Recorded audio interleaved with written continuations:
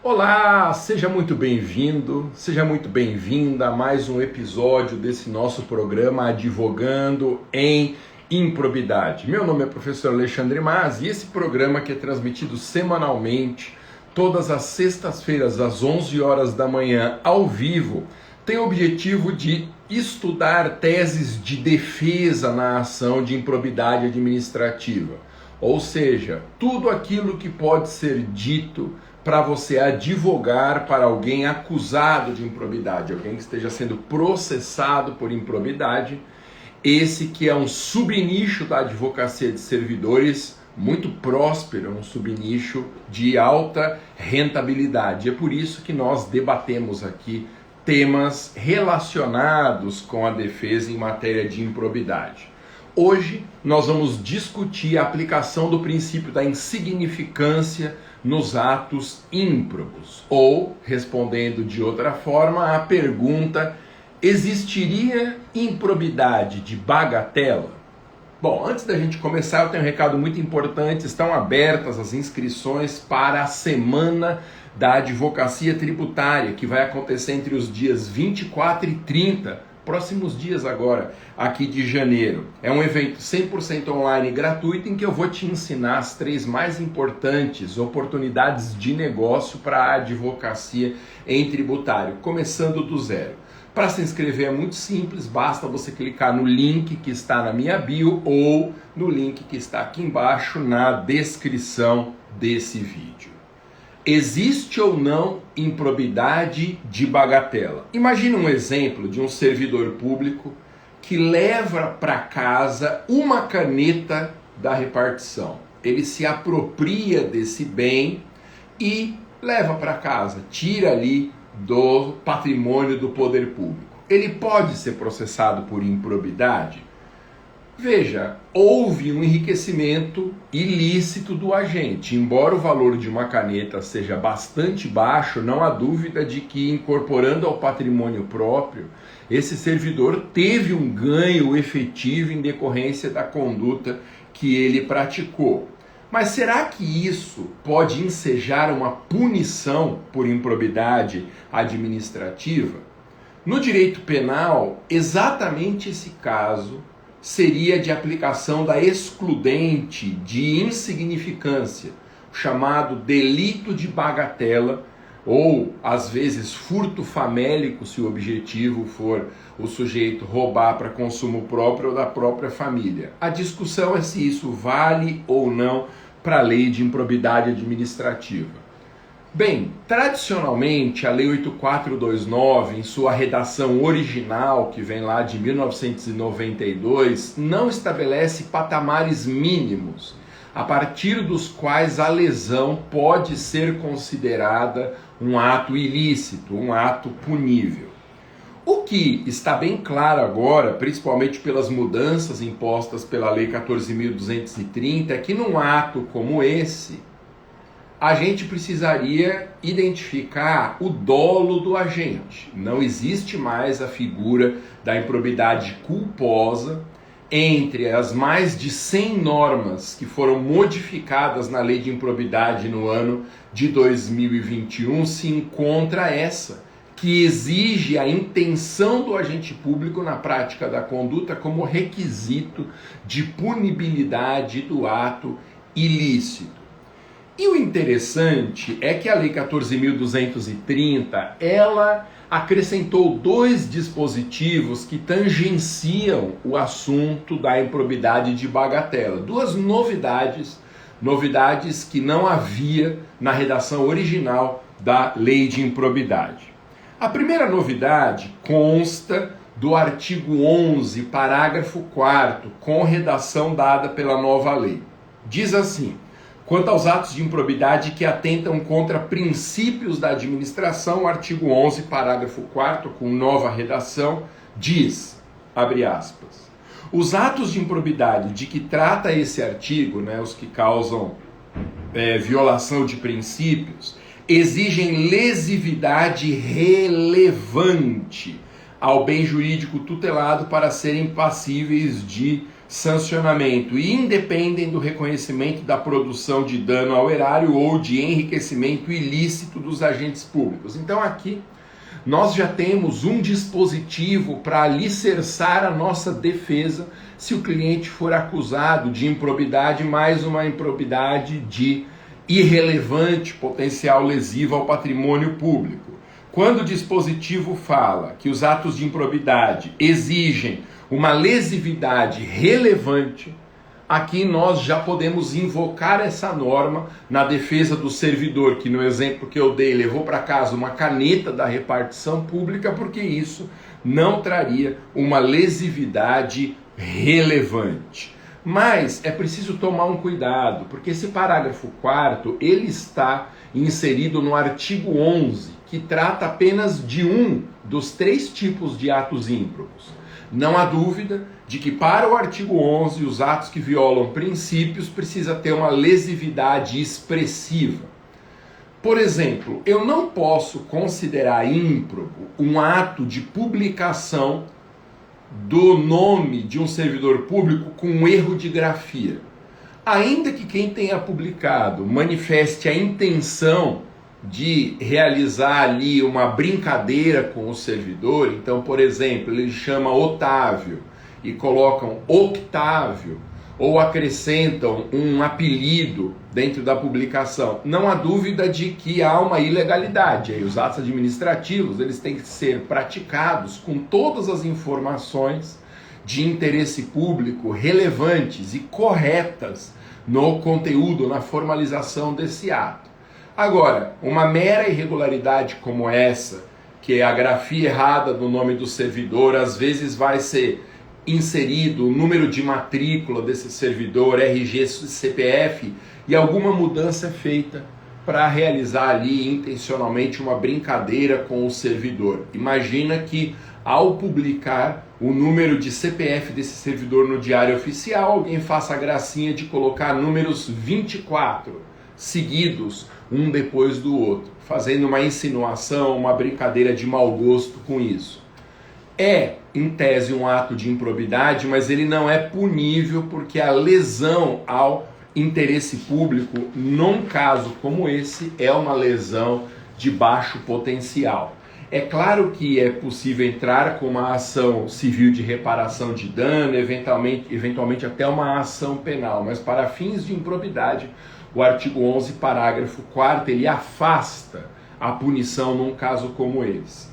A nossa linha de raciocínio é pela expansão do artigo 11, parágrafo 4º, também aos artigos 9º e 10, que são os dispositivos que tratam de ato de improbidade que enriquecem no agente, artigo 9º, e que causam lesão ao erário, artigo 10. Não há sentido em essa lógica de afastar o ilícito por uma mera irregularidade valer para o artigo 11 e não se aplicar ao 9º e ao 10. Então, se houver uma prática ou uma acusação de prática de ato de improbidade de pequeno potencial lesivo, invoque o artigo 11, parágrafo 4º, estendendo a sua aplicabilidade também aos artigos 9º e 10, para todo tipo de ato de improbidade.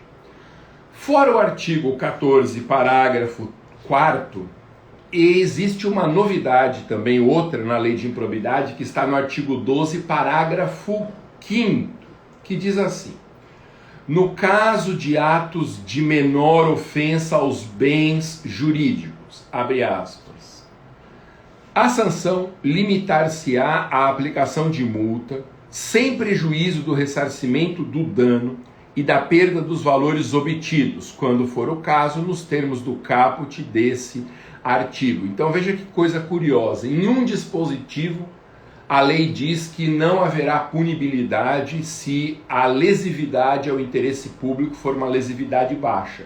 No outro já diz que nos casos de menor ofensa aos bens jurídicos a sanção será exclusivamente de multa. São duas normas que estão em aparente conflito, mas ainda que fazendo uma interpretação sistemática é possível a gente concluir que, havendo uma lesão insignificante ao interesse público, uma mera irregularidade, não pode ser acionada a máquina pública para estabelecer um procedimento punitivo a um agente que, de fato, praticou uma conduta que não tem relevância concreta.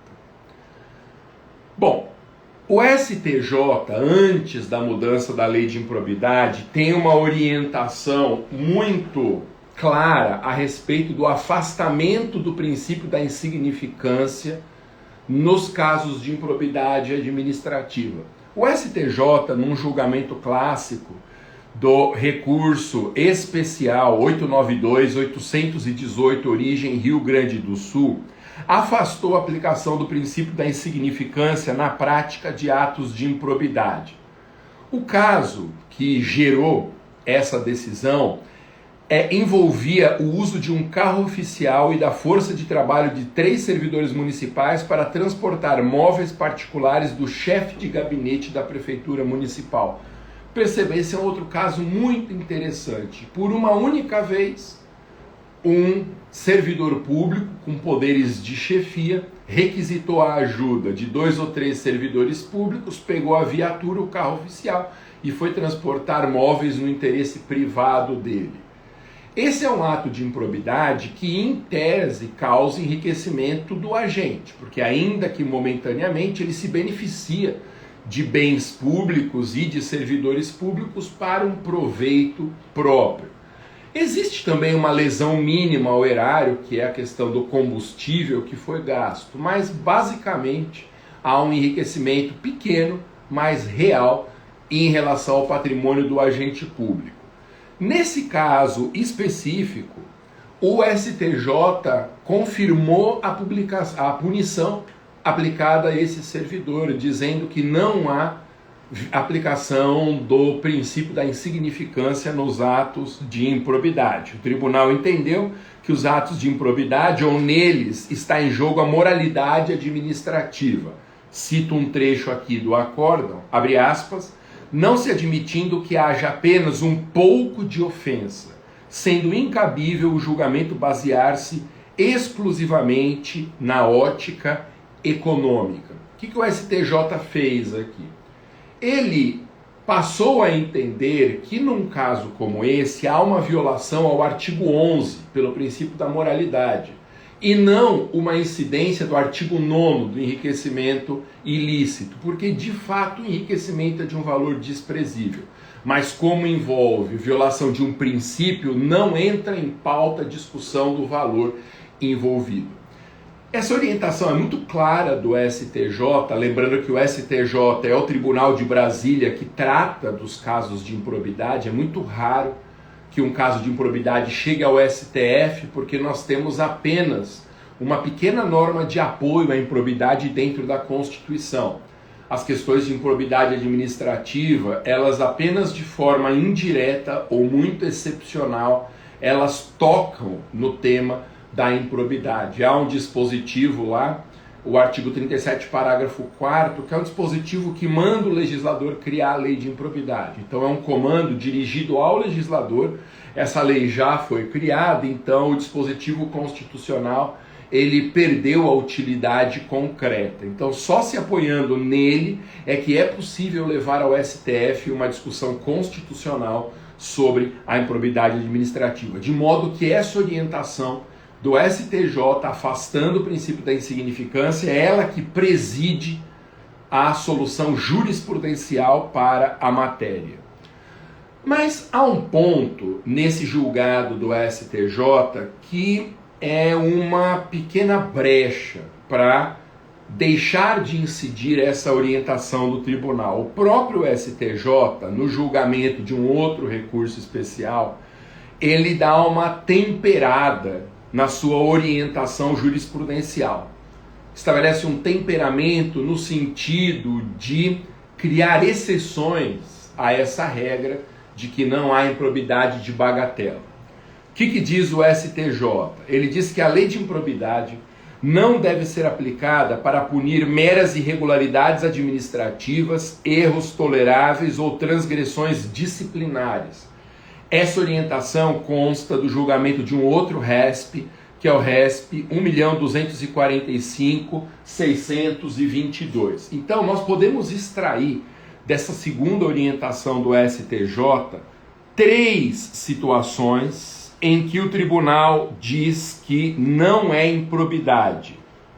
Quais são essas 3 situações? É legal você deixar isso registrado, porque são 3 teses de defesa na contestação da ação de improbidade.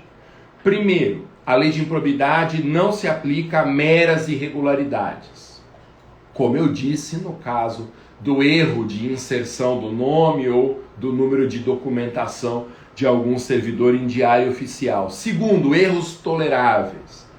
Esse conceito de erros toleráveis é um conceito jurídico indeterminado, mas ainda que ele tenha uma baixa densidade de conteúdo, ele é uma linha de defesa. Então, a partir desse julgado, nós temos que sustentar que se tratou de uma irregularidade administrativa, que o erro foi um erro tolerável, e transgressões disciplinares. Quando houver uma transgressão disciplinar que ao mesmo tempo estiver tipificada como improbidade, não necessariamente esse ato é punível. Então, não é porque foi instaurado um processo administrativo disciplinar que obrigatoriamente a ação de improbidade para apuração do mesmo fato tem que ser proposta também. Então, 3 linhas de defesa muito interessantes que o próprio STJ reconheceu. Não haverá punição por improbidade se a conduta for uma mera irregularidade, se for um erro tolerável ou uma simples transgressão disciplinar. Há um exemplo que o STJ trouxe nesse julgado e que precisa ser estudado com bastante calma. Diz o STJ, um exemplo em que eu não posso considerar ímproba a conduta. Exemplo, não constitui improbidade a acumulação de cargos públicos com a efetiva prestação do serviço por valor irrisório pago ao profissional de boa-fé. Então, a acumulação de cargo, quando o servidor efetivamente trabalhou nos dois, diz o STJ, como regra não pode ser considerada improbidade administrativa. Por que esse exemplo chama a atenção, desde que o valor seja irrisório e o servidor esteja de boa fé? Porque é difícil dizer isso com muita precisão, mas eu estimo que hoje no Brasil, pelo menos 50% das ações de improbidade administrativa são propostas em função de acúmulo ilegal de cargos públicos. 50%, pelo menos. E essa orientação aqui do STJ, ela abre uma avenida de defesa para o acusado. Uma avenida de defesa. Porque o STJ está prestigiando aqui o princípio da segurança jurídica. Não faz sentido você movimentar a máquina pública, a estrutura punitiva do Estado, se a conduta que está sendo questionada é a acumulação de cargos, se o servidor efetivamente trabalhou nos dois. Não confunda isso com funcionário público fantasma. Se a pessoa ganha e não trabalha, isso é ato ímprobo, sem dúvida. Mas se ela acumula 2 cargos inacumuláveis, mas trabalhou nos dois, ela tem que ser desligada de um dos dois, porque se a acumulação for ilegal, a Constituição proíbe que ela aconteça, mas isso não gera necessariamente uma ação de improbidade. Ou, se gerar a ação de improbidade, a nossa tese de defesa tende a extinguir a demanda. Ô Maza, qual que é a medida que nós podemos utilizar para avaliação concreta se determinada conduta é uma improbidade de bagatela ou não? Então, nós podemos já extrair uma conclusão aqui. Como regra, o princípio da insignificância não se aplica aos atos ímprobos. Porém, em exceções muito pontuais, eu posso invocar a insignificância para descaracterizar o ato punível, como o próprio STJ mencionou, nas meras irregularidades, nos erros toleráveis e nas transgressões disciplinares, como no exemplo da acumulação ilegal de cargos com o trabalho efetivo nas duas funções. Qual que é o elemento valorativo para a gente avaliar se a conduta é punível ou não. Nós temos que avaliar sempre se, diante da baixa lesividade do ato, faz sentido eu gastar com o status estatal punitivo. Se faz sentido gastar com o inquérito civil, com a propositura de uma ação judicial, com a movimentação da máquina do judiciário, com as procuradorias, com a Justiça Federal, Justiça Estadual, faz sentido econômico gastar toda essa enormidade? Uma ação como essa, por baixo, tem um custo aos cofres públicos de 20 a 50 mil reais, por baixo. Se o ato lesivo tem um valor infinitamente menor do que esses de 20 a 50 mil reais, não tem sentido econômico a propositura da ação. Então a lógica sempre vai ser essa. Sai mais caro movimentar a máquina pública do que recuperar o prejuízo eventualmente causado pelo acusado. Embora o STJ utilize a ideia de moralidade e o princípio da segurança jurídica para analisar essas questões, há um outro princípio de direito administrativo que me parece válido também para aplicação nesse caso, que é o princípio da razoabilidade. Para verificar se um suposto ato de improbidade é punível ou não, eu tenho que fazer uma análise de bom senso. O princípio da razoabilidade é esse comando principiológico que determina o uso da razão para a avaliação das respostas estatais a determinados atos praticados por particulares ou seus agentes. É razoável, é racional, é de bom senso propor uma ação de improbidade se o servidor acumulou 2 cargos e trabalhou nos 2? Claro que não é de bom senso. Embora não há dúvida que no caso de uma acumulação ilegal de tarefas, o servidor tenha que se desligar de um dos cargos e deixe de receber por conta disso. Então, sempre que você estiver defendendo um servidor acusado, ou um empresário, um político, acusados de improbidade, faça uma ponderação com o princípio da razoabilidade. Outra coisa interessante, todas essas linhas de defesa que nós estamos discutindo aqui, elas são teses da contestação. Ou seja, não significa que, havendo violação de uma desses valores que nós discutimos aqui, a ação deixará de ser proposta. Não. A ação não deixará de ser proposta. É um tema que nós vamos usar na contestação da ação. Não cabe apenas ao Ministério Público, que é o titular dessa ação de improbidade, fazer avaliação de bom senso, de segurança jurídica, de violação à moralidade. É uma incumbência nossa na defesa do acusado fazer essas invocações.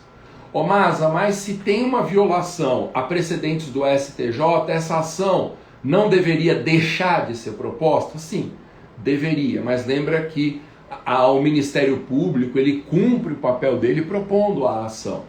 Então, ele lança para o judiciário o debate sobre a licitude ou não do ato ímprobo.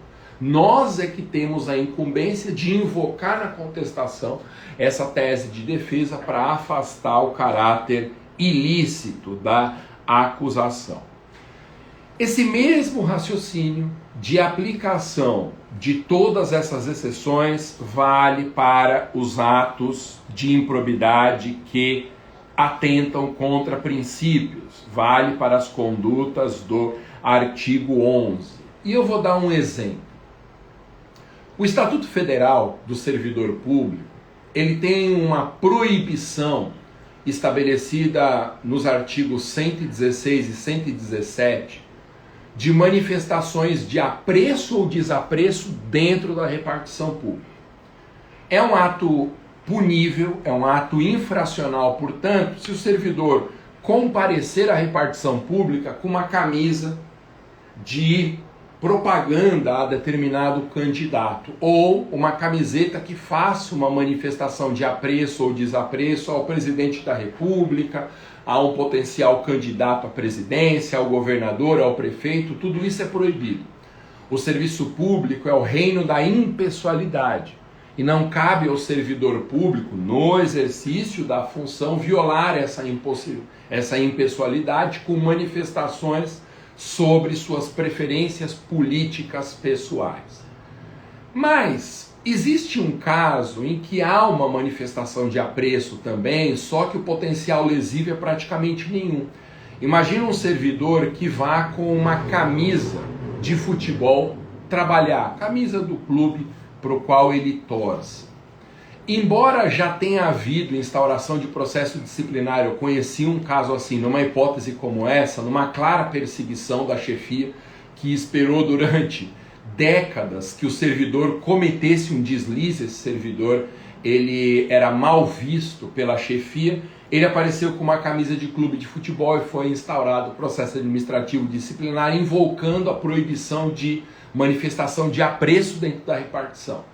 Entendeu a chefia que deveria ser avaliada, sim, a natureza dessa conduta, porque ir com a camisa de um time é uma manifestação de apreço que o Estatuto do Servidor proíbe. Agora, imagina esse caso, uma suposta violação ao princípio da impessoalidade. Tem algum potencial caráter lesivo uma conduta como essa? Não. É praticamente uma irregularidade atentatória aos princípios. Tem violação do princípio da impessoalidade? Tem. Mas numa extensão menor do que seria razoável, do que seria racional, do que seria de bom senso provocar a máquina pública para um processo de punição. Resumo da nossa conversa. Princípio da insignificância é aplicável à improbidade, sim ou não?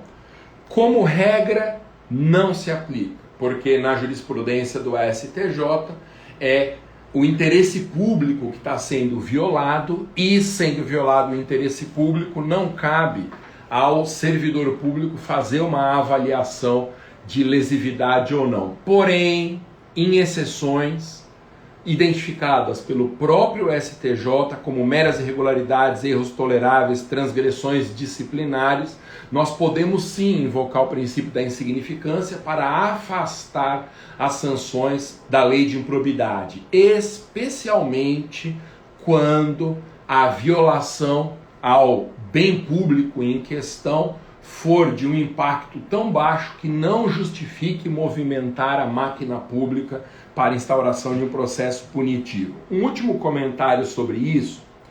Há muitos casos em que a ação de improbidade é proposta junto com a ação penal. Uma única conduta do servidor público pode ser considerada ao mesmo tempo improbidade e crime. E aí são propostas duas ações pelo Ministério Público. Isso acontece, por exemplo, na acumulação ilegal de cargos, ou um exemplo melhor ainda, naquela apropriação pelo servidor público de uma caneta da repartição.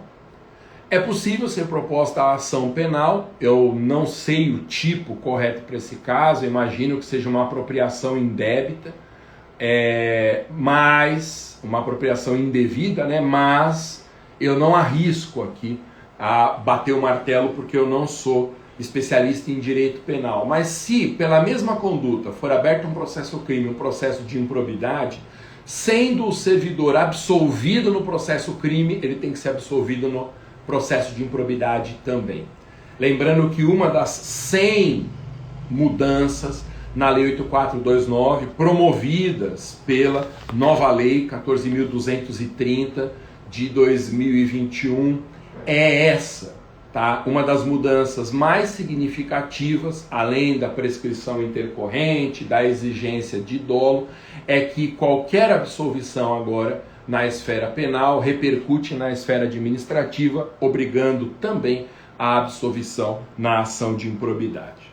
Bom, eu tenho um recado muito importante. Estão abertas as inscrições para a Semana da Advocacia Tributária, que será realizada agora, nos próximos dias, aqui pelo meu perfil, entre os dias 24 e 30 de janeiro. Nessa semana, que é 100% online e gratuita, eu vou ensinar as 3 maiores oportunidades de negócio para começar do zero na advocacia tributária e conquistar pelo menos um cliente em um mês. Se você está precisando dar uma sacudida na sua advocacia, se você sente uma instabilidade financeira grande e quer transformar 2022 no seu ano da virada, participe dessa semana para você cogitar advogar em tributário, mesmo começando do zero.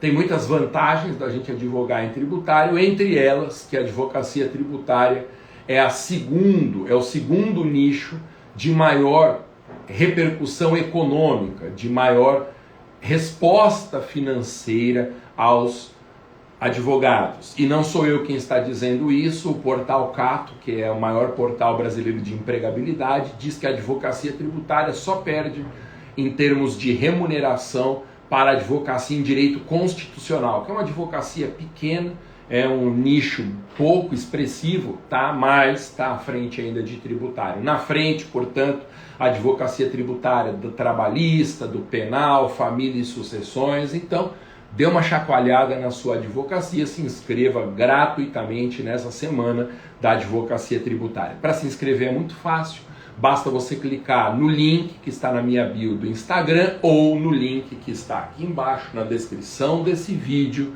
no YouTube ou no Facebook. Valeu, esse foi mais um episódio do programa Advogando em Improbidade. Nos veremos na próxima oportunidade. Valeu, é isso aí, tchau.